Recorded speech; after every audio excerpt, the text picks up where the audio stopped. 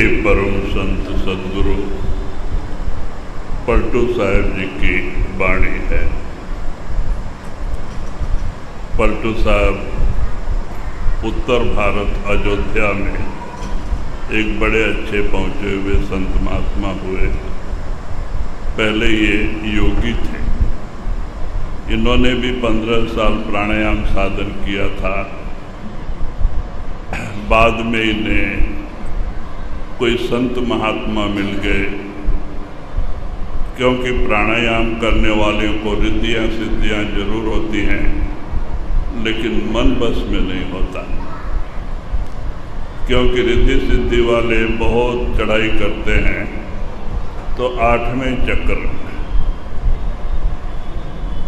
तक जाते हैं, और मन जो है वो 9वें चक्र ब्रह्म से आया हुआ है। इसका स्टेज पर ऊंचा है, इसीलिए मन बस में नहीं होता। और यही कारण है कि उनके पास रिद्धियाँ सिद्धियाँ होती हैं, मन शांति नहीं। क्यों? मन बस में नहीं होता। और इसीलिए जगह जगह श्राप आशीर्वाद देते घूमते। तो इसीलिए बाबा सोमनाथ महाराज भी ऐसे ही 25 साल प्राणायाम साधन लंगोटी के ऊपर किए थे नाथपंथ में, लेकिन शांति नहीं। जब सावन सिंह महाराज मिले, शुद्ध शब्द अभ्यास दिया और रूह सतलोक गया, तब जाके शांति आई।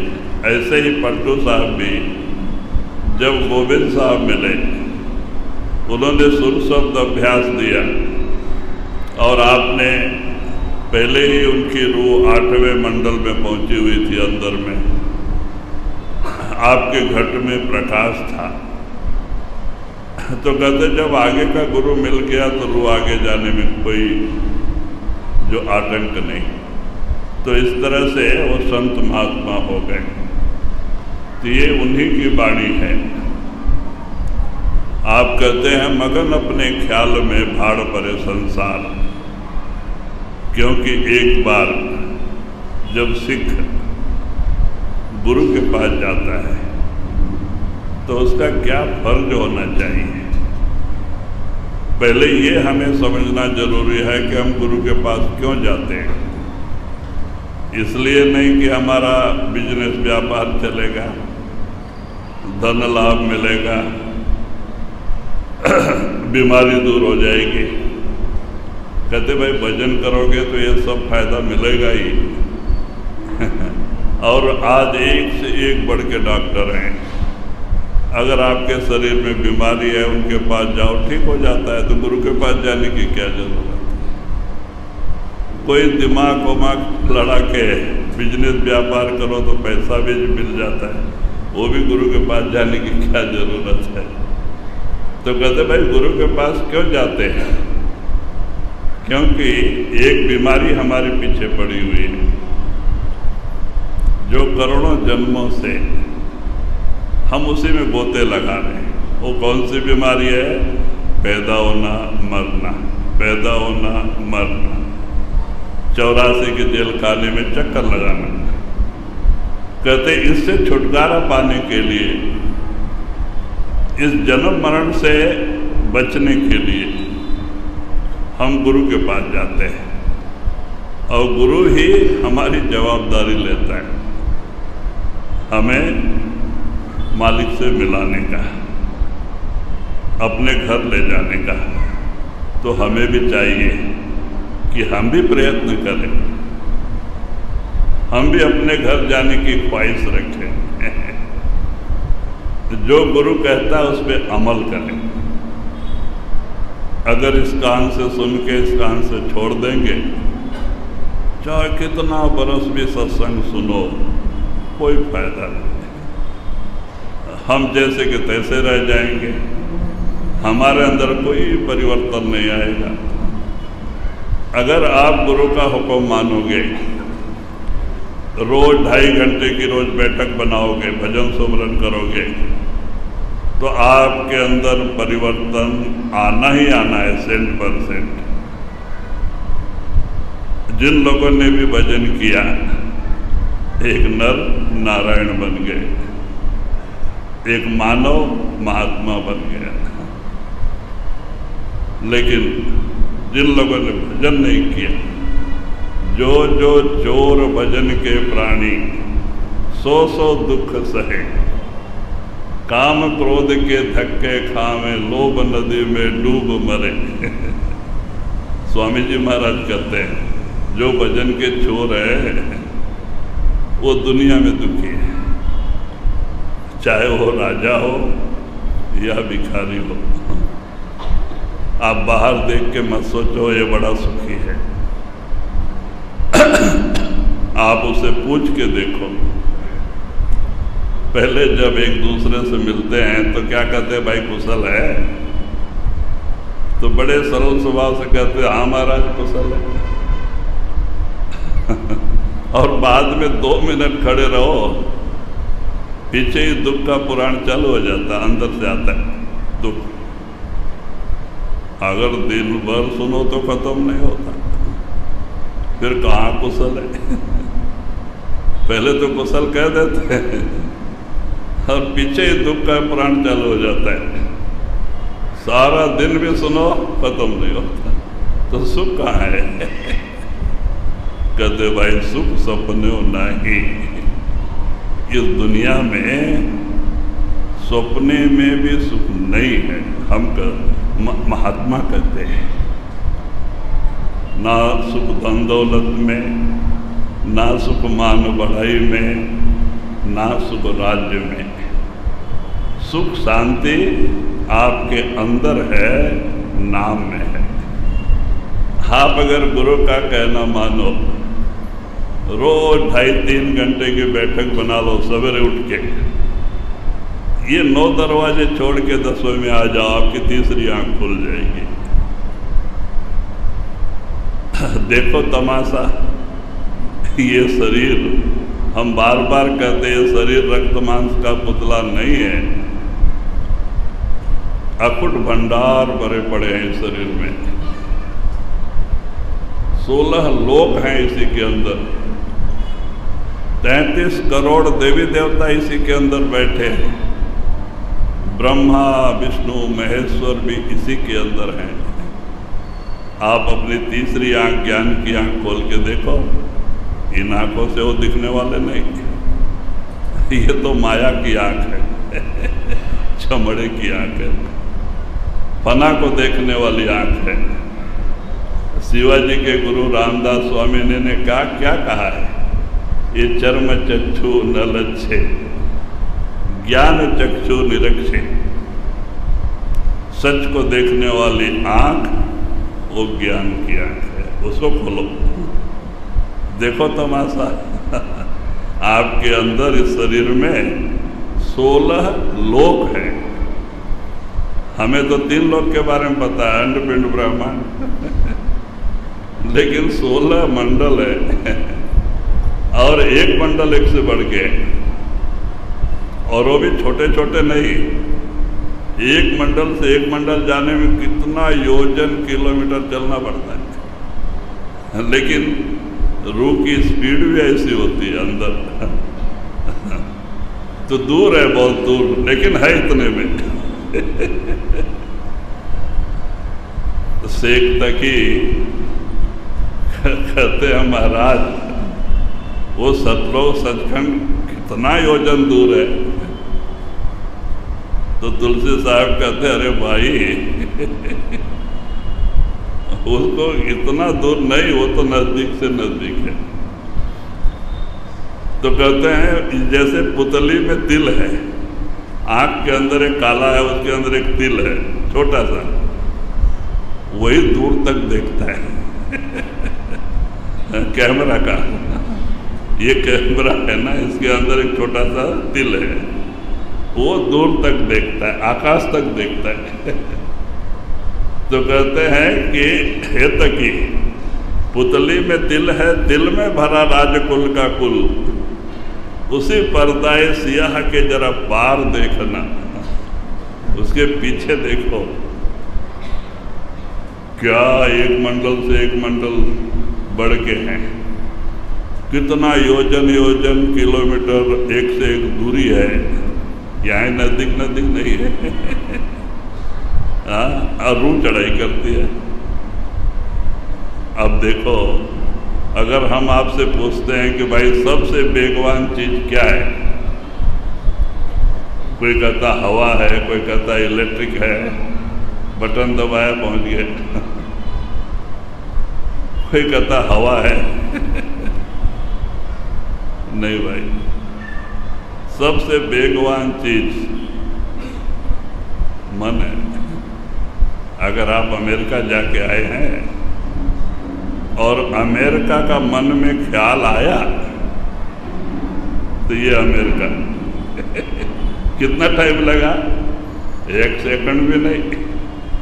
अब अमेरिका जाने में 24 घंटे फ्लाइट में लग जाते हैं, जो 1000 किलोमीटर स्पीड जाता है।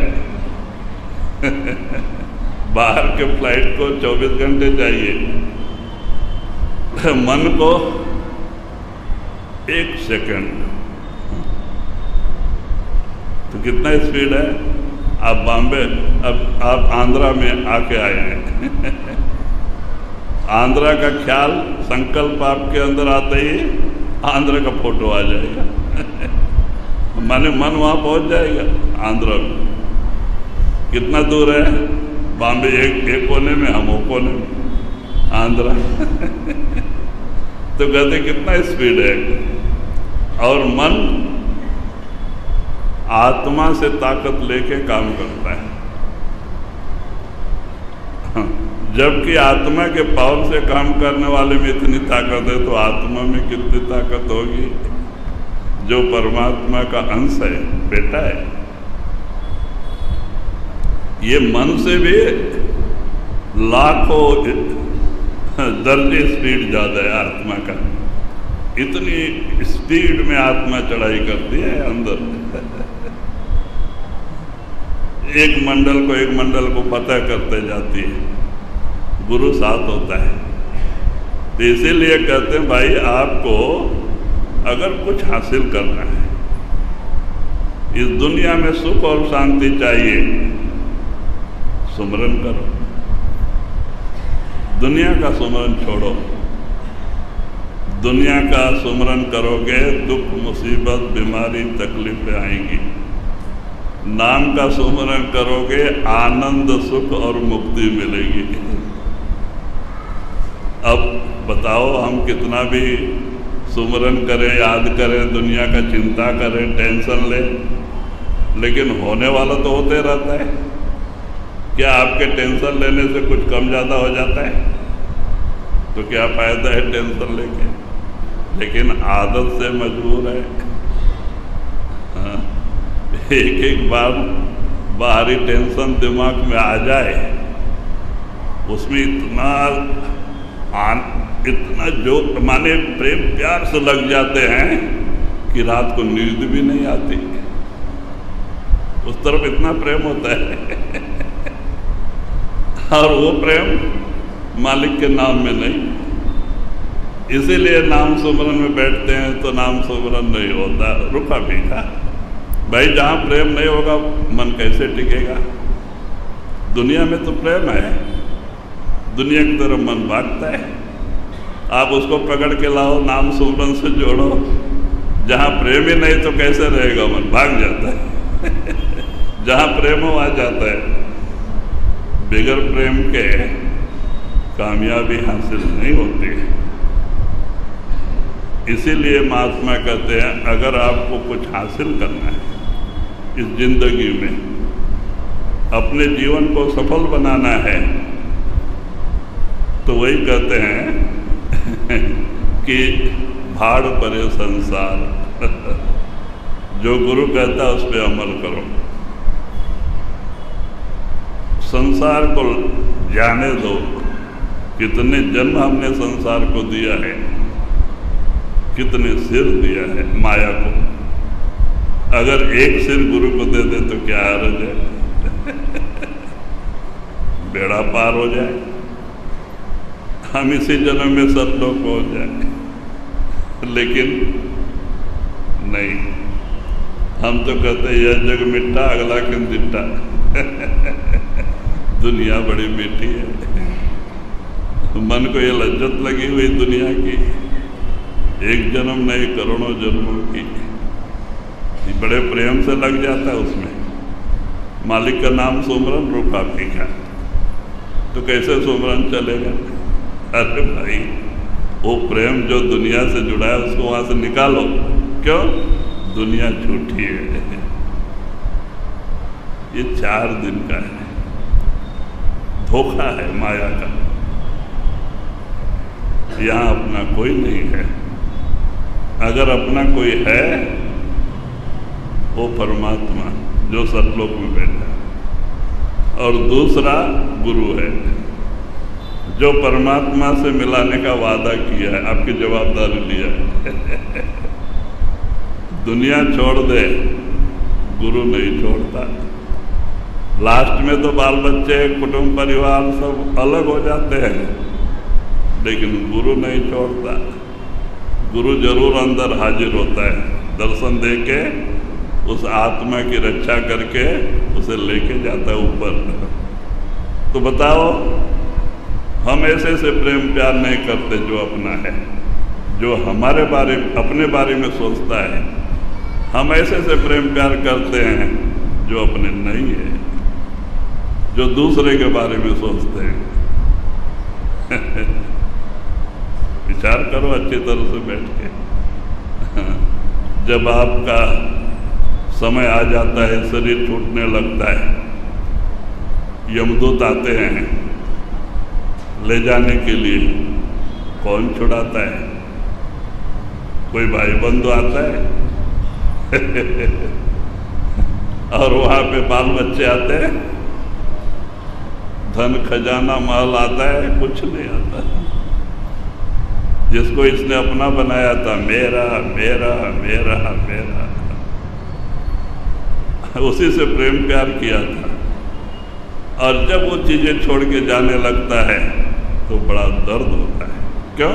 प्रेम किया है। और ये सिर पीटते हुए जाता है, अरे मैं तो सब छोड़ के चला। यही आशा लेके जाता है, फिर इसी में आता है। ये न्याय है? जहां आशा तहां वासा। हमारा दुनिया की आशा फिर दुनिया में लेके आती है, फिर हमें यही डब्बा। ये जैसे गद्दे के पोंछ में बच्चे लोग डब्बा बांध देते हैं, उसमें कुछ पत्ता डाल देते हैं, और जितना आवाज करता है ये इतना भागता है। यही हालत हमारी दुनिया में हो जाती है। ये बाल बच्चे, धन दौलत, दुनिया का सामान इकट्ठा करने में इतना अमल समय बर्बाद कर जाते हैं। परिणाम क्या होता है? पश्चाताप। जब मौत आती है, ये सारे साथ सामान आपका साथ छोड़ देते हैं, तो पश्चाताप, दर्द होता है। फायदा क्या है? इसीलिए कहते हैं कि भाई गुरु से सच्चा प्रेम करो, दिखावटी प्रेम नहीं। संत कहते हैं आपको पीला कपड़ा रुद्राक्ष पहनने की जरूरत नहीं है, और जंगल पहाड़ों में जाके भिक्षा मांगने की जरूरत नहीं है। दुनिया में रहो, बहादुर बन के रहो, बाल बच्चे में रहो, सबका पालन पोषण करो। जैसे गुरु नानक रहे, कबीर साहब रहे। गुरु नानक के भी 2 लड़के थे, श्री चंद लक्ष्मी चंद, लेकिन महात्मा थे। क्यों? उन्होंने अपना प्रेम प्यार दुनिया से हटा दिया, सदगुरु के चरणों में रख दिया। नाम से जोड़ दिया। और रहे बाल बच्चे में क्या कोई फर्क नहीं, करो सब काम, एक नौकरी समझ के करो सब खुश रहेंगे, आपका परलोक भी बनेगा। आप प्रेम गुरु के चरणों से नाम से जोड़ दोगे, मालिक के नाम से, तो दोनों चलेगा, यह लोक और परलोक दोनों बनेगा। आपको बाल बच्चा छोड़ने की जरूरत नहीं है, घर मकान त्यागने की जरूरत नहीं, दुनिया में रहते हुए ये काम करना है। तो इसीलिए महात्मा कहते हैं कि भाई इस तरह से प्रेम प्यार, ये समझ लो हम देख रहे हैं कि हमारे अपने कितने चले जा रहे हैं, लेकिन हमारे कोई जू नहीं देखता। हम सोचते अरे वो मर गया, हम तो बहुत दिन रहेंगे। नहीं भाई, हमें भी जाना है। हाँ, मौत को सिर पे देखो। गुरु से सच्चा प्रेम और प्यार, विश्वास और मृत्यु का डर, ये दो रहेगा तो आपकी भक्ति आगे बढ़ेगी। पक्षी के दो पंख बराबर होते हैं तो पक्षी उड़ता है। भक्ति के दो अंग हैं, एक तो भय, दूसरा भाव। गुरु के ऊपर सच्चा विश्वास, प्रेम और डर। डर किसका? मृत्यु का। आज आए कल रहेंगे क्या नहीं, है भी ऐसा ही हम देखते हैं कितने लोग छोटे छोटे उम्र में भी चले जा रहे हैं। ऐसे लोग हॉस्पिटल में होते हैं, जाओ देखो, 6 महीने बरस के बच्चे लोग कितने गुजर जाते हैं, चले जा रहे हैं। क्यों? कि दुनिया की रीति है, जो पैदा हुआ उसे मरना है, जो बना उसे बिगड़ना है।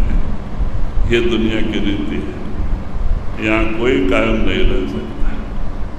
तो इसीलिए पलटू साहब कहते हैं भाई समझो सच्चाई को।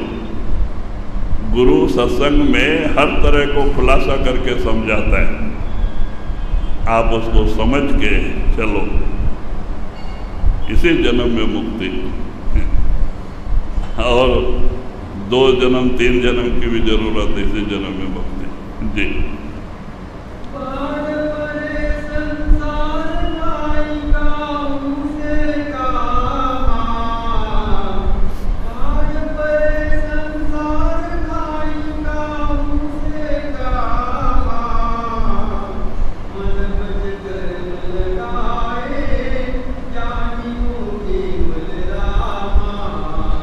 तो वही कहते हैं हमें दुनिया से क्या लेना देना है, हमें तो गुरु से लेना देना है। तो कहते हैं मन बच कर्म, मन से वाक्य, मन और वाक्य दोनों एक होना। माने करने का मतलब जैसे हम अंदर सोचते हैं वैसा चलना, और जैसे बोलते हैं वैसे चलना। हम बोलना कुछ और, चलना कोई और, सोचना कुछ और, तीनों 3 तरफ होएंगे तो मुक्ति किसको मिलेगी? कहते भाई 3 एक होना, मन वच कर्म, तीनों एक हो जाना, उसके अनुसार करनी करना, तब तो कामयाबी हासिल होगी। ये तीनों 3 रूप होगा तो कामयाबी कभी मिलेगी नहीं। तो इसीलिए कहते हैं कि तीनों एक करके भजी हो रामा, माने उस मालिक का नाम सुमरन करना, सुमरन से प्रेम प्यार करना। मन भी नाम का रूप होवे, वाक्य से भी सुमरन चले, और कर्म भी वैसा ही रहे, हमेशा गुरु भक्ति। तो तीनों पवित्र हो जाता है। नाम सुमरन से मन निर्मल होता है, क्योंकि हमारे दोनों आंखों के बीच में 4 अंतःकरण हैं, मन, बुद्धि, चित्त, ममकार। मन क्या करता है? संकल्प उठाता है मन राजा है, संकल्प उठाता है। और मन जो संकल्प उठाता है बुद्धि उस पर विचार करने लगती है। बुद्धि रूपी मंत्र उस पर विचार करने लग, बुद्धि में विचार चालू हो जाता है। तो बुद्धि में जो विचार चलने लगा, चित्त रूपी कैमरा उसका फोटो लाके खड़ा कर देता है जो हम सोच रहे हैं। और उसी सोच का रूप हो जाना ही ममकार है। वो कर्म हमारे मन पे चढ़ जाता है, मैल चढ़ जाती है। कर्मों की मैल सीरियस सोचते हैं, वो कर्मों के मैल मन पे चढ़, मन मलिन हो जाता है। तो इसीलिए चाहिए कि सुमरन से मन निर्मल होता है, चित्त निर्मल होता है। हाँ, तो जब ये दोनों निर्मल होंगे तो मन स्थिर होने लगता है और गुरु का स्वरूप ऑटोमेटिक आएगा। क्यों? गुरु जब से नाम दान देता है शब्द रूप में आपके अंदर बैठ जाता है, वो शब्द रूप में आपके अंदर ही है। इसीलिए जब आपका मन चित्त निर्मल होगा सुमरन से, तो गुरु ऑटोमेटिक प्रकट हो जाएगा। हमें कोई चिंता करने की जरूरत नहीं, क्योंकि काफ़ी लंबा समय हो जाता है महाराज का दर्शन नहीं हो पाता है, तो गुरु का स्वरूप नहीं आता है। हम जिसको देखते हैं उसी का रूप आता है। तो भी चिंता मत करो, सुमरन के पीछे पड़ जाओ। सुमरन सुमरन सुमरन में बहुत ताकत है। मालिक का नाम सुमरन। सुमरन करते करते जैसे मन निर्मल होएगा, गुरु अंदर है ही है, वो जरूर प्रकट हो जाएगा। और एक दिन आपकी रूहानी सफर स्टार्ट हो जाएगा। रूह चढ़ाई करेगी ऊपर। जैसे मरने के समय हालत होता है भजन बंदगी में, सेम ऐसा ही हालत होता है। लेकिन मरने के समय जब रूह चढ़ाई करती है, नीचे ठंडा होते जाता है, सुन्न होता है, तो फिर नीचे नहीं आती है। लेकिन हम जब भजन में चढ़ाई करते हैं, शरीर सुन्न होता है, ठंडा होता है, लेकिन रूह नीचे उतरती है। जब आप चाहें तो नीचे उतरती है। यही फर्क है। मरने के समय तकलीफ होता है, क्यों? हम जाना नहीं चाहते, लेकिन भजन में हम जाना चाहते हैं, इसलिए उसी आनंद होता है। देखो, मरने का भी दो रंग है। एक आनंद से चढ़ाई करती है, क्यों? हम जाना चाहते हैं। जो मरने समय हम जाना नहीं चाहते हैं, तो हमें तो जबरदस्ती वहाँ से निकाला जाता है, तो दुख होता है। जब यमदूत आते हैं, पहले कहाँ आते हैं? वो दिखाई नहीं देते। दिखाई देते तो इंसान बहुत चालाक होता है ना, वो शायद यमदूतों को भी टोपी डाल दे। इसीलिए वो यमदूत भी दिखाई नहीं देते, तो अंदर अंदर ही आते हैं। सबसे चालाक जानवर इंसान जो है, इंसान ही है। तो एक क्या करते हैं, अंदर अंदर ही रास्ते हैं। बाईं तरफ नरकों से आने का रास्ता है आत्मा के पास, दाहिने तरफ सतलोक सचखंड जाने का रास्ता है। तो यमदूत बाईं तरफ से ही आते हैं। और आत्मा यहाँ बैठी हुई है, आत्मा और मन। और वो आके हम आत्मा के पास यमदूत बैठ जाते हैं और कहते, भाई चल, टाइम हो गया, तेरी पूंजी खत्म हो गई, ये मकान खाली कर। ये बोलता है, कैसे जाना? मेरा बाल बच्चा, कच्चा, बिल्डिंग, धन दौलत, जमीन जायदाद सब छोड़ के कैसे जाना? तब ये यमदूत जाने को तैयार नहीं। अब पुलिस आई है मकान खाली कराने के लिए, आप खाली नहीं करोगे तो चुप रहेंगे। मारपीट करते हैं, सब सामान उठा के बाहर फेंकते हैं। तो ऐसे हम यमदूत करते हैं। यहाँ बैठ के आत्मा को डंडे मारते हैं, चल खाली कर। ये जाने को तैयार नहीं। तो पहले जबान को ताला मार देते हैं कि जो अंदर तकलीफ देते हो किसी को बोले नहीं। जबान को ताला मारी बंद करके उसके चेतन जो नीचे उतरे आत्मा का, जिससे हमारा शरीर प्रकाशित है, वो चेतन को ऊपर खींचते हैं यहाँ बैठ के। तो जब रोम रोम से चेतन ऊपर खींचा जाता है तो एक एक रोम में हजारों सांप, हजारों बिच्छू काटे जितना दर्द होता है। ये कोई कहने सुनने की बात नहीं, होता है। और इसकी जबान को ताला मार देते कि ये दुख किसी को बोले ना, ये ऊँ करता है। अपना लोग क्या सोचते हैं, चलो चलो जबान बंद हो रही है, बस पानी लाओ और मुंह में डालो, तुलसी का पत्ता लाओ मुंह में डालो बोलते हैं। तो कहते कोई फायदा नहीं, और इस तरह से मार पीट के इस मकान को खाली कराते हैं। तो कहते भाई ये मकान किराए का है, किसी को 70-80 साल के लिए मिला है, किसी को 100 साल के लिए है, तो किराए का मकान, और एक दिन खाली करके जाना है। जैसे दादा परदादा गए, हमें भी जाना है। तो इसीलिए कहते हैं कि भाई दुनिया झूठी है, एक दिन साथ छोड़ना है। इसीलिए प्रेम प्यार दुनिया से हटाओ, सदगुरु के चरणों में नाम से जोड़ दो, और रहो बाल बच्चे में, अपना ड्यूटी समझ के करो, कोई फर्क नहीं। एक दुकान में एक नौकर होता है, सब काम करता है, सब काम करता है, लेकिन फर्क क्या है, अगर दुकान के मालिक को 10 लाख का नुकसान हो गया तो नौकर को कोई दुख नहीं, क्यों, वो तो नौकर, उसको पेमेंट तो मिलेगा। अगर 10 लाख का फायदा हो गया तो नौकर कोई खुशी नहीं, क्योंकि मालिक थोड़ी देगा उसको तो पेमेंट से मतलब। तो ये सुख और दुख दोनों प्रभाव नौकर को नहीं होता है। तो ऐसे जब आप प्रेम प्यार गुरु के चरणों में रख देंगे, नाम से जोड़ देंगे, तो जो सुख दुख दुनिया में आएगा उसका असर आपके मन पे नहीं होएगा।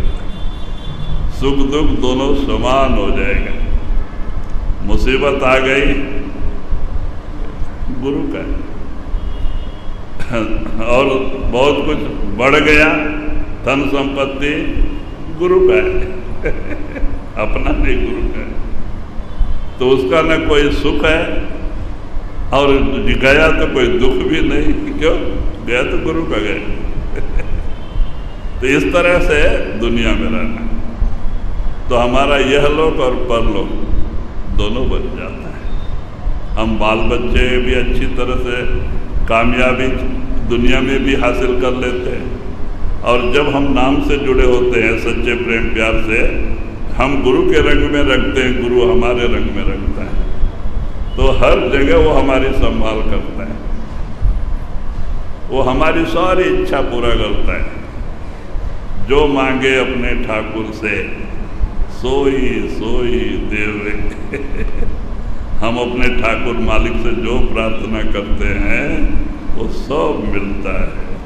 ये कल्पतरु है, इसके अंदर जो भी सोचो सब होता है, लेकिन कब, जब दृढ़ संकल्प हो, लगन लगे, विश्वास पक्का हो, तब तो कामयाबी मिलती है। आपने देखा है, इसी में इंसान फर्श से अर्श पे गया, आकाश पे गया। कलाम केरला के एक झोपड़ी में पैदा हुए थे, जो माँ बाप को मजदूरी करके खाते थे, लेकिन एक उनके अंदर उत्साह था आगे बढ़ना, पढ़ना, पढ़ाई करना। बच्चा पेपर बांट के अपना पैसा कमा के पढ़ाई करता था, लेकिन एक उत्साह था, लगन थी कुछ बनना। तो जो मांगता है, अगर दृढ़ संकल्प होता है, सच्चा विश्वास होता है, तो मिलता है।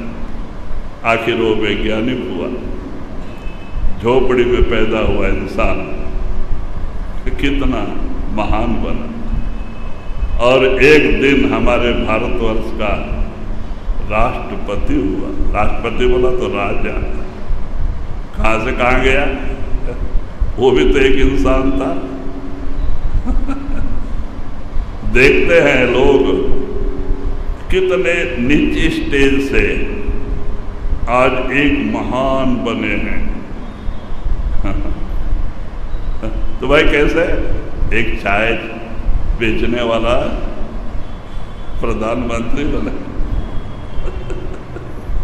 जिसने दुनिया को अपने मुट्ठी में ले लिया है। तो भाई एक लगन, दृढ़ संकल्प, उद्देश्य, अगर आप इसमें बैठ के हमें मालिक से मिलना है, लगन लगा लो गुरु से, नाम से, तो मालिक भी मिल जाता है। देखो ये कल्पतरु है, इसमें जो मांगो सब मिलता है, लेकिन दृढ़ संकल्प, आलसियों को नहीं, डरपोकों को नहीं, भक्ति सूरवीरों का रास्ता है, ये डरपोकों का नहीं। कल क्या होगा, परसों क्या होगा, आगे क्या होगा, पीछे क्या होगा, ये विचार कर बैठने वाले किसी तरफ के नहीं होते।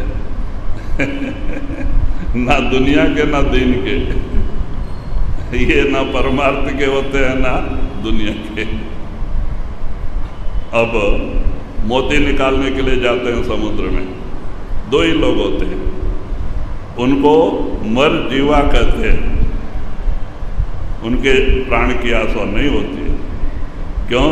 समुद्र में 9 लाख प्रकार के जीव होते हैं अंदर, और मछली से बड़ा कोई प्राणी नहीं है। आधा किलोमीटर तक एक मछली का शरीर होता है। अगर स्टीमर के रास्ते में खड़ी हो जाए तो स्टीमर नहीं जा सकता। जो बाहर जाता है स्टीमर सामान लेके, कितने बड़े बड़े होते हैं शिप, लेकिन मछली खड़ी हो जाए तो नहीं जा सकता। उस शिप का भी रास्ता होता है अंदर में। समुद्र में कितने पहाड़ हैं, जहाँ से चाहे वहाँ से नहीं जा सकता है, उनको भी रास्ते पे जाना पड़ता है। तब शिप के आगे एक बहुत धार वाला ब्लेड होता है। जब ये मछली आ जाती है सामने, पहाड़ जैसे होती है, वो आधा किलोमीटर तक आप नहीं जानेंगे। हमारे आंध्र प्रदेश में मछलीपट्टनम है। मछली के आँख से पुल बनाया, 2 आँख ही रखा हुआ वहाँ पे, और दोनों में से लारी बस, डबल माले की बस भी चल जाती आती है। अब आँख इतनी बड़ी है तो मछली कितनी बड़ी होगी, विचार करो। मछलीपट्टनम है तो बताओ। अब इसीलिए हम गए मोती निकालने के लिए, और वहाँ जाके समुद्र में अपना माने छोटा बोट खड़ा करके वो देखते हैं, जहाँ समुद्र में सीपें ऊपर खेलते रहती हैं, वहीं मोती वाले सीपें नीचे होती हैं। तो वहाँ जाके वो डुबकी लगाते हैं। एक ऊपर होता है, रस्सी पकड़ के नीचे जाता है, उनके पास सारा शस्त्र होता है, और जो सीपे मिलता है सब जमा करके रखते जाते हैं। उसमें बहुत कम सी मोती वाले सीपे होती हैं, कितनी खाली होती है, कितने जीव होते हैं। जो स्वाति नक्षत्र का पानी अंदर लेके बैठी हुई सीपे, वो स्वाति नक्षत्र का बरसात का पानी और इसका आत्मा दोनों मिलके मोती तैयार, मोती का रूप धारण करते। उसमें लाइट होता है मोती के अंदर, दुधला लाइट, वो उसकी आत्मा होती है। तो कहते हैं दोनों मिलके ही मोती बनता है। तो कहते हैं कि दूसरा पार्टी स्टीमर लेके गया मोती ढूंढने के लिए, और समुद्र में जाके नहीं, वो किनारे में बैठ के चिंता कर रहे हैं, अरे अरे इतना बड़ा समुद्र है, मैं जाऊंगा डूब जाऊंगा तो मेरा बाल बच्चे का क्या होगा, नौकरी धंधे का क्या होगा, और जमीन जायदाद क्या होगा। तो ऐसा समुद्र को देख के डर के मारे ऐसी चिंता करते बैठे तो इसको मोती मिलेगा। वो किसी तरफ का नहीं। तो कहते ऐसे ही भक्ति के अंदर दृढ़ संकल्प, चाहे प्राण रहे या ना रहे, इस जन्म में मालिक से मिलना, मालिक को पाना, दृढ़ संकल्प, तब तो जाके कुछ फायदा मिलता है, नहीं तो नहीं। हम लोग बोलना तो नहीं चाहिए, आपके सामने बोलते, हम पहाड़ आश्रम में बैठे हुए थे ना, पहाड़ तो नया पहाड़ पे चले गए, बहुत ऊंचा था, जहाँ सब भालू ही भालू रहते थे, चित्ते रहते थे, अजगर रहते थे। और मैं गया था ऊपर घूमने के लिए, उस समय लड़कपन जवानी थी, घूमने के लिए गया था, देखा तो वहाँ पानी का बावड़ी था, एक महादेव का छोटा मंदिर था, गुफा तो गिर गया था, पता नहीं किस जमाने का बना। तो मुझे भजन में बैठने की शौक थी। हम बोला ऋषि मुनि जंगल पहाड़ में बैठते थे, जानवर भी आते जाते थे, उनको कुछ नहीं करते थे, हमको क्यों करेंगे। तो हम 12 लोग गए थे। तो वो लोग बोलते हैं कि चलो अब धूप हो जाएगा तो पत्थर गर्म होता है ना, उतरने के समय मुंह लाल लाल हो जाता है गर्मी से, वो गर्म हवा लगता है। तो एक कहते हैं चलो चलो जाएंगे। हम बोला तुम लोग जाओ, मैं भजन बैठते हैं। सब लोग उतर के भाग गए उतर के, क्योंकि बहुत ऊंचा था वो, और मैं उधर ही पैजामा और शर्ट के ऊपर पड़ा रहा। तो बाद में मैं सोचता है, कहते हैं कि वो मालिक किसी को उपवास नहीं रखता है। तो देखते हैं, अभी तो मालिक की आगे बैठेंगे। यहाँ पे क्या है, पेड़ हैं, उसमें नए नए पत्ते आ रहे हैं, भूख लगेगा 2 मुट्ठी पत्ता खा लेंगे, और वहाँ पानी का बावड़ी है, पानी पी लेंगे। इंसान रह सकता है, जानवर रहते तो इंसान क्यों नहीं रहेगा। तो हमें पड़ा रहा। तो ये गया तो इतने में एक लड़का, ये जो लोग उतर के गए उसमें एक लड़का था 14 साल का, वो पहाड़ में जाके शरणप्पा स्वामी को बोला, राम सिंह आए नहीं, पहाड़ पे बैठे। तो बोले अरे उधर काहे को बैठा है, जंगली जानवर रहते हैं। बोलते नहीं भजन करने। तो एक टोकरी में आधा किलो चावल, 1 पाव दाल, 2 मट्टी के इतने बड़े बड़े बर्तन छोटे छोटे, और नमक हल्दी और ये सब सामान, काफ़ी पाउडर, गुड़ सब रख के उसमें टोकरी में ढक के, वो लड़के को बोला आगे से मत जाओ, कोई देखेगा, पीछे से उतर के जाओ, उनको देख के आओ। वो लड़का 11 बजे नीचे उतर गया था, फिर 1-1:30 बजे आ गया ऊपर। और ये भालू लोग 4 बजे पानी पीने के लिए ऊपर आते थे। तो हम, क्योंकि गांव में तो जा नहीं सकते, लोग मारते हैं, तो हम बोला अभी क्यों आ गए, भालू बाहर आते हैं। तो बोलता है नहीं, शरणप्पा स्वामी ने भेजा है।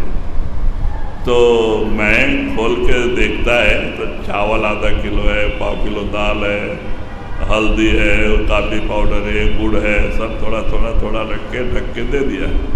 2 मट्टी का बर्तन है। तो हमारे आंख से पानी गिरने लगा। देखो, हम यहाँ भजन करेंगे बोलते हैं तो मालिक सब कुछ अपने आप भेज दिया। खाने की सारी व्यवस्था कर दिया। तो हम एक क्या करते थे, वो भाग गया, उसको भगा दिया, बोले चले जाएंगे। तो 1 मुट्ठी चावल, थोड़ा सा दाल, हल्दी, नमक, सब दाल, खिचड़ी डाल देते, धो के और रख देते थे। इतना बड़ा चूल्हा बनाया था छोटा सा, अब इतना बड़ा तो मटकी। उसमें सब मिला के 1 मुट्ठी चावल, थोड़ा सा दाल डाल के रख देते दोपहर 12 बजे, और वो मटका भर जाता था इतना बड़ा। तो एक टाइम खाते थे और आराम से फिर 12 बजे बनाने का, उसको भिगा के रख देने का। तो इस तरह से मैं 20 दिन तक रहा देखने के लिए। कितने जानवर पानी पीने के लिए आते थे, लेकिन देखते थे। और मैं सामने बैठा है वरांडा में, क्योंकि गुफा गिर गई है। देखते थे लेकिन चले जाते थे। रात को क्या करता था, सांप बहुत है, पहाड़ तो सांप का घर ही है, तो सांप आ जाएगा, हम हिलेंगे तो काटेगा, तो थोड़ा सा आग लगा लेते थे बगल में और वजन बैठते थे। आग देख के कोई जानवर आता नहीं था पानी पी के चले जाते थे। एक दिन एक अजगर आया 1.5 फीट मोटा, उसको चलने को भी नहीं हो रहा था बेचारा, क्योंकि अजगर 6 महीने में एक दिन पानी पीते हैं। आया वही पानी, अब वही पानी वही वो भी पीते, हम भी पी रहे हैं। अब आया वो पानी पिया, पानी पी के देखता है तो सामने हम बैठे तो देखा, और फिर धीरे से अपने रास्ते उसी पहाड़ी में चला गया, पत्थर में। तो हमें ये महसूस हुआ कि सच बात है, जो मालिक की याद में रहते हैं वो मालिक सब घट में है, उनके अंदर वो भावनाएं पैदा नहीं होने देता हमला करने का। तो कहते हैं सब घट मेरे साइया सुनी से जना कोई, तो वो भावना पैदा नहीं होने देता है। लेकिन सच्चा प्रेम विरह होना, तड़प होनी चाहिए मालिक से मिलने का, तब तो ये काम कर सकते हैं। अगर डर है, ऐसा वैसा है, तो आप बैठ भी नहीं सकते, रह भी नहीं सकते तो कहते हैं इस तरह से फिर गुफाओं में हमने 6-6 महीने निकाले, अब बहुत कुछ तमाशा किए करने का मतलब कि सब देखा, उसी में सांप रहते थे, उनको लाइट तो था नहीं गुफा में, बिच्छू घूमते थे, सांप भी रहते थे, हम लोग भी उसी में वजन बैठते थे लेकिन कभी कोई जानवर काटे नहीं। तो कहते हैं भाई, क्योंकि सब में वो मालिक है, वो कभी ये नहीं करते, बगैर छेड़े, बगैर उनको छेड़े वो कुछ नहीं करते। तो इसीलिए कहने का मतलब कि भाई प्रेम और प्यार होनी चाहिए, लगन होनी चाहिए, तो कामयाबी जरूर हासिल होती है। लगन नहीं और गुरु के ऊपर पूरा विश्वास नहीं तो काम नहीं होता है जी।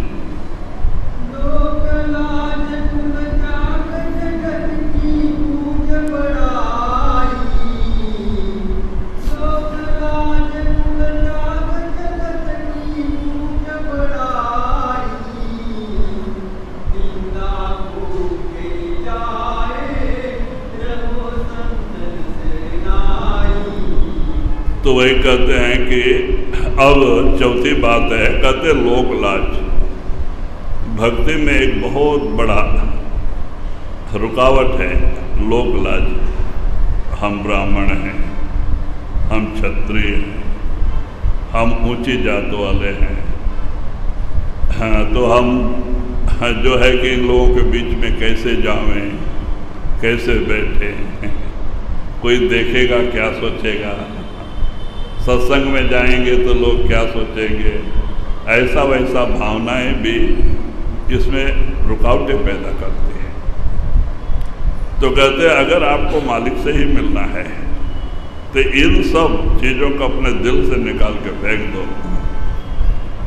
हाँ, आप एकदम छोटे से छोटे बन जाओ, सबको अपने से बड़ा समझो, दीनता नम्रता लेके भक्ति के रास्ते पे चलो, तब जाके कामयाबी होती है। वहाँ अहंकार आ जावे, मान बढ़ाई की आशा रख के हम भक्ति करें तो भक्ति नहीं हो पाती। भक्ति में खोना पड़ता है, उस मालिक को अपना सब कुछ देना पड़ता है, खो के उसका बनना पड़ता है, तब जाके कामयाबी हासिल होती है। हम चाहें कि हमें मान बढ़ाई भी मिले, हमारी भक्ति भी आगे चले, ये दोनों काम बनने वाला नहीं है। तो इसीलिए देखो, राजा पीपा, राजस्थान गगरन गौड़ के राजा पीपा, उन्होंने अपने राज्य में, उनको बड़ी लगन थी महात्माओं से मिलने का, तो उन्होंने अपने राज्य में ब्राह्मणों को बुलाया। चक्रवर्ती राजा थे राजस्थान गगरन गौड़ के, तो उन्होंने पंडितों को बुलाया, 20-25 पंडित को, और बुला के पूछते हैं कि महाराज आप सब जगह जाते रहते हैं तीर्थों में, आपको कहीं भी कबीर जैसा महात्मा नजर आया? क्योंकि कबीर साहब शरीर छोड़ चुके थे। तो काफ़ी लोग घूमने वाले भी रहते हैं जो बनारस भी जाते थे। तो उसमें से एक ब्राह्मण बोला, हाँ महाराज, एक महात्मा हैं लेकिन जात के चमार हैं बनारस में, और कबीर जैसे ही है। कबीर तो नहीं रहे लेकिन वो महात्मा कबीर जैसे ही पहुंचे हुए महात्मा है। तो इनको क्या हुआ, रविदास से मिलने की आशा हुई। तो एक दिन राजा अपना घोड़ा लेके निकल चले। काफ़ी लंबा समय के बाद पहुँचे। तो उस समय सत्संग चल रहा था, राजा ने सत्संग सुना। अब बाद में राजा रविदास प्रसाद दे रहे थे। उस समय कितने 10-20 लोग बैठे थे झोपड़ी में, गरीब की झोपड़ी। रविदास चप्पल गांठ के बना के बेच के ही अपने परिवार का गुजारा करते थे, लेकिन महात्मा थे, परमात्मा से मिले थे। तो बाद में जब सत्संग खत्म हुआ और प्रसाद देने लगे तो राजा भी उठ के आए, लाइन में खड़े हो गए। तो जब राजा का नंबर आया तो रविदास को दया आ गई कि एक चक्रवर्ती राजा होके हमारी झोपड़ी में आया है, इसको कोई ऊंची से ऊंची दाद देना चाहिए। महात्मा को दया आ गई और उन्होंने जो वहाँ पे खड़े लोग थे उनको दिखाने के लिए बगल में कठवत थी, लकड़ी का बेसन, जिसमें चमड़ा भिगाने का पानी लाल हो गया था। चमड़ा भिगा भिगा के लोगों को दिखाने के लिए वही पानी लिया हाथ में और रविदास के हाथ में रख दिया। अब रविदास के अंदर अहंकार आ गया। देखो, मैं क्षत्रिय राजा होके आज इनके दरवाजे पे आया तो हमें भी चमड़े का पानी पिला के चमार बनाने को देखा। अहंकार आ गया और बाहर जाके पिए जैसा करके अपने कुर्ते में छोड़ दिया। उनका कुर्ता चौड़ा चौड़ा था, छोड़ दिया और वहाँ से घोड़ा दौड़ाते आए। तो बाद में वो लाल हो गया था कुर्ता, तो निकाल के धोबिया को दिया कि इसको जल्दी धो के दे, कोई देखे नहीं। तो धोबिया एक बुजुर्ग के घर में और एक लड़की थी, बाकी लोग घाट पे गए थे। तो वो धोबी वो लड़की से कहता है कि बेटी, इसको मुंह में लेके थोड़ा नरम कर, मैं भट्टी तैयार करता हूँ तो जल्दी गल जाएगा। तो लड़की क्या 6 साल की लड़की, तो वो जो है मुंह में लेके चूसने लगी, नरम करने लगी। तो वो मीठा लगने लगा, बड़ा आनंद आने लगा। अब जैसे जैसे आनंद आवे वो बाहर थूकने की वजह अंदर नहीं लगते गई, तो उसको और भी आनंद आने लगा। अब चूसते चूसते चूसते गई और उसकी रूह चढ़ाई करते गई, सतलोक पहुंच गई। अब फिर क्या हो गया, 1 हफ्ते के बाद में धोबिया के घर के सामने वो लड़की सत्संग करने लगी। 6 साल की लड़की सेम ऐसा ही सत्संग करती थी जैसे रविदास करते। तो काफ़ी लोग आने लग गए, धीरे धीरे धीरे महात्मा भी आते थे, काफ़ी लोग आते थे। तो बाद में ये भनक राजा के कानों में गई कि धोबिया की लड़की जी, 6 साल की लड़की रविदास जैसा सत्संग करती है, अंदर की बातें बताती है। तो राजा ने सोचा चलो, वो तो चमार था, ये धोबी है इसके दरवाजे पे तो जा सकते हैं। राजा को लगन थी, अपना कुर्सी भाई भेजा, लगाए और 4 बजे शाम को जैसे सत्संग चालू हुआ, राजा आके बैठे। राजा ने सुना, बड़ा आश्चर्य हुआ। और बाद में जब सत्संग बंद हुआ तो राजा अपने कुर्सी से उतर के जाके उस दुबिया की लड़की को दंडवत नमस्कार किया। तो वो लड़की क्या किया, वो अपने कुर्सी से उतर के राजा को दंडवत नमस्कार किया। अब राजा गुस्सा आ गया, अरे मूर्ख, मैं तुझे महात्मा समझ के नमस्कार करता हूं, तू मुझे क्यों किया? तो वो लड़की हंस के कहती कि महाराज, आपको मैं राजा समझ के नहीं नमस्कार किया, मैं आपको अपना गुरु समझ के नमस्कार किया। तब तो इनको और भी साख लगा, बोलते अरे क्या बोल रही है, मेरे अंदर ये गुण कहाँ है कि मैंने तेरे को कब दिया नाम? तो बोलते महाराज, आपके जरिए मिला है, आपने वो कुर्ता दिया था ना, वो कुर्ते से मिला है, तो आपके जरिए आप ही लेके आए उसको। आप हमारे गुरु हैं। तब तो इनको साख लगा, इनका पूरा अहंकार गया और घोड़े पे बैठे घोड़ा दौड़ाते दौड़ाते दौड़ाते दौड़ाते 7 दिन में काशी पहुंचे। और काशी जाके रविदास चप्पल बना रहे थे और जाके हाथ जोड़ के चरणों में गिर पड़े, कहते हैं कि महाराज दया करो, वो चमड़े का पानी एक बार फिर दे दो। तब रविदास कहते हैं कि अरे महाराज, वो चमड़े का पानी नहीं था, मैं इन लोग को दिखाने के लिए वो चमड़े का पानी हाथ में लिया।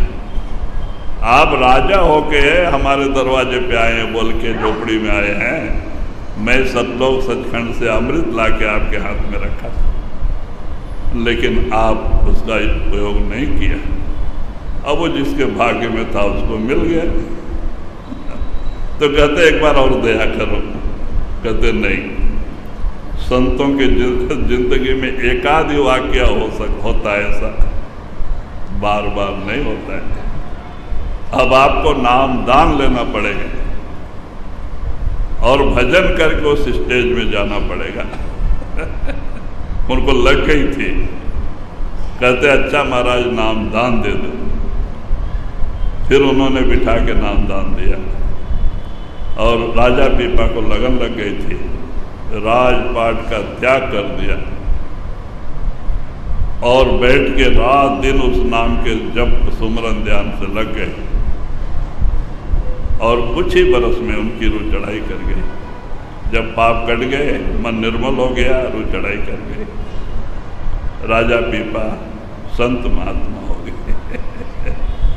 आज बड़े प्रेम से राजा पीपा की वाणी हमारे संत मत के अंदर आती है, तो कहते भाई लगन लगे बिन काज न होई है। जब तक आपके अंदर लगन नहीं रहेगी, हमें मालिक से मिलना है। हाँ, आपके अंदर बहराग विरह पैदा नहीं होगा, तड़प पैदा नहीं होगा, कामयाबी हासिल नहीं होती। जैसे दुनिया के लिए हम तड़पते हैं, रात दिन दुनिया के लिए रोते हैं, ऐसे कभी मालिक के लिए रोया, गुरु के लिए कभी आंसू बहाया? तो बताओ हमारा गुरु से कितना प्रेम है, और हम चाहते हैं गुरु दया करे। गुरु कैसे दया करे? उस लायक बनना पड़ता है, कुछ खोना पड़ता है। तो कहते हैं मान बढ़ाई ये सबसे खतरनाक औजार है जो हमें भक्ति से दूर कर देता है। तो कहते हैं इन सब का त्याग करके छोटे से छोटे बनना और भजन सुमरन करना, कामयाबी मिलेगी। जी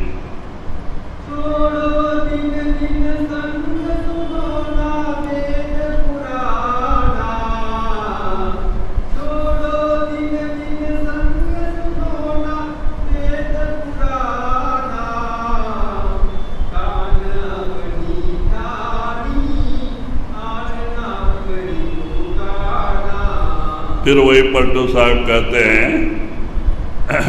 हैं भाई छोड़ो, जो शास्त्र पुराण वेद शास्त्र पुराण है त्याग कर दो। क्यों? आपने जिस दिन से गुरु के शरण में गए, नाम लिया, आपका डिपार्टमेंट चेंज हो गया। जो धर्मराज के डिपार्टमेंट में आपका लेखा जोखा कर्मों का था, वो गुरु के डिपार्टमेंट में आ गए। आपका लेना देना गुरु से है, धर्मराज से नहीं है। जब यमराज से नहीं है तो देवी देवताओं से क्या मतलब। छोड़ दो शास्त्र पुराण को। एक सत्संगी के लिए शास्त्र पुराण ये सब कुछ फायदा नहीं। क्यों? आपका डिपार्टमेंट चेंज है। दुनियादार का अलग है, आपका अलग है। आपके ऊपर इसका असर नहीं होता है। आप कभी भी घर बनाओ, कभी भी शादी करो, आपके लिए कोई मुहूर्त नहीं। पलटू साहब ने कहा है, लगन मुहूर्त झूठ सब और बिगाड़े काम। ये लग्न मुहूर्त सब झूठ है। अब हमारे लिए लग्न मुहूर्त है, पक्षियों के लिए क्यों नहीं है? देखो वो भी शादी कर लेते, दो दो जोड़ी रहते, उनके भी अच्छे बाल बच्चे पैदा होते हैं। जंगल में जानवरों हैं, वो कौन से पंडित के पास जाते हैं? वो भी जोड़ियां में घूमती है, बड़े खुशी से रहती है। हम जहाँ रहते हैं वहाँ हिरन बहुत है। वो कितने मस्ती करते हैं, बड़े आराम से रहते हैं। बताओ कौन से पंडित के पास जाते, वो भी जोड़ी जोड़ी रहते हैं। बताओ उनके लिए मुहूर्त नहीं? ये विदेशियों के लिए कौन सा मुहूर्त है? विदेशी लोग आते हैं ना, वो चर्च में गए, कैंडल लगाया, है शादी हो गई। कौन पंडित है वहां मंत्र पढ़ने वाला? कहते हैं लगन मुहूर्त झूठ सब और बिगाड़े काम। कभी भी सिर मत फोड़ो, पंडितों के पास जाने की जरूरत नहीं है आपका। अभी आपको एक कहानी बताएंगे, लेकिन लेट हो जाएगा, तो कल बता देंगे लगने के बारे में। तो कहते हैं बड़ी ऐसी हालत है, क्यों? आपका डिपार्टमेंट चेंज है। आपको देवी देवताओं से कुछ लेना देना नहीं, आपका डिपार्टमेंट गुरु के हाथ में है। शास्त्र पुराण से कोई मतलब नहीं। आपको जो कुछ है सब गुरु नाम। तो कहते हैं बस इसको मानो, एक नाम को मानो, गुरु को मानो। सुमरन करते हुए कोई भी काम करो, सब शुभ ही शुभ है। वो नाम सुमरन भूल के जो करते हो वही अशुभ है। नाम का सुमरन करते हुए कोई भी काम करो, सब शुभ ही शुभ है। तो कहते हैं इनसे बचो। अब शास्त्र वाले लोग आके कितना तकलीफें देते हैं। अच्छे अच्छे मकान को आगे नाम रख देते, ये खिड़की यहाँ ठीक नहीं है, दरवाजा यहाँ ठीक नहीं है, इसको तोड़ो वहाँ लगाओ, उसको इधर लगाओ। क्या है? अब बिल्डिंग को एक बार ठोके तो उसके कितनी उम्र कम हो जाती है। अब इस तरह से करना कितना नादानी है। तो हम तो सबको यही कहते हैं। हमने आश्रम में, हमारा आश्रम देखा ना, जब हम वहाँ पे आए, हमने कोई मूर्त बीर्त शास्त्र पुराण, हम जब से सोमनाथ महाराज जी के शरण में गए तब से शास्त्र पुराण को सबको राजीनामा दे दिया था। हमने कभी माना भी नहीं, उसके ऊपर चले भी नहीं। आज वही आश्रम, उसको लोग आके नाम रखते थे, क्योंकि उत्तर की तरफ से पानी आके आश्रम को लग के अग्निमूल दक्षिण कोने में जाता था। तो बोलते आश्रम आगे नहीं बढ़ेगा, यहाँ पे बहुत लड़ाई झगड़ा होएगा, अच्छा नहीं रहेगा। तो बहुत कुछ बोलते थे शास्त्र वाले। हम बोलते थे देखो तुम भंडारे सत्संग में आए हो, सत्संग सुनो, प्रसाद ले, जाओ। हमने शास्त्र पुराण जब से हम गुरु के शरण में गए तब से राजीनामा दे दिया। यहाँ कुछ कहने की जरूरत नहीं। लेकिन आज वही आश्रम है, बढ़ते गया बढ़ते गया बढ़ते गया बढ़ते गया। जिसका हमने कभी सोचा भी नहीं था, उससे चौगुना बढ़ गया। कौन सा भाई? ये अच्छा होना, भाग्य अच्छा होना, हाँ, कर्म अच्छा नहीं है। अब दोस्त उस घर के ऊपर लगाने से क्या फायदा? हाँ, घर में इतना बड़ा बड़ा नारियल बांधते हैं, अगर दोस्त आपके अंदर है तो आपको गले में बांधना चाहिए। आपका दोस्त जाना चाहिए, बेचारा घर को क्या किया। ये क्या क्या तमाशा है बच्चे लोग का। तो कहते हैं कि भाई छोड़ो, एक सत्संगी को आराम से बेधड़क दुनिया में रहना है, कोई टेंशन नहीं लेना, बस सुमरन करना, सुमरन से सुख मिलेगा, टेंशन से दुख मिलेगा। सुमरन करो जी।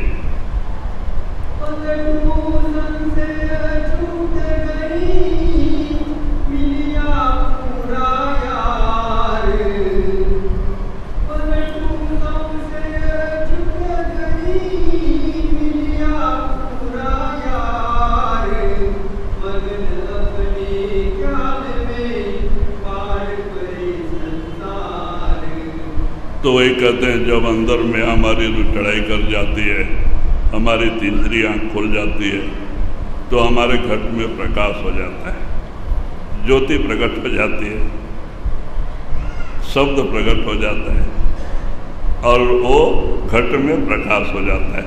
जहाँ करोड़ों जन्मों से अज्ञान रूपी अंधेरा था, उस घट में प्रकाश हो जाता है। आँख बंद करो, उजाला ही उजाला अंदर, आँख खोलो, उजाला ही उजाला बाहर। तो कहते हैं अभी आँख बंद करो तो अंधेरा अंदर। तो ये अंधेरा सदा काल के लिए हट जाता है, आपके घट में ज्ञान का प्रकाश हो जाता है। गुरु कौन होता है? जो अंधेरे में उजाला करे, प्रकाश करे। गुरु कहते हो, अंधेरे में प्रकाश करने वाली ताकत का नाम ही गुरु है। आपके घट में ज्ञान का प्रकाश हो जाता है, वो सच्चा रास्ता है। तो इसलिए कहते भाई सारा कुछ खटपट छोड़ो, मगन अपने ख्याल में भाड़ परे संसार है, अपने ख्याल में भजन सुमरन में आनंद में रहो। कहते हैं कि हाथी अपने चाल में चलता है, कुत्ता भूकत है भूकन दे। दुनियादार लोग कुछ भी कहते हैं उसका चिंता मत करो, वो अज्ञानी है, कुछ भी बोलते हैं। आप इधर सुनो, इधर निकाल दो, सुमरन ध्यान करते चलते जाओ। वो ऐसा कहता है, तैसा कहता है, उस तरफ देखो ही नहीं। आपको अपने रास्ते पे चलना, कामयाबी को पाना है, तो दूसरी तरफ मत देखो। तो कहते बस सुमरन भजन के रास्ते पे चलते रहो जी। वही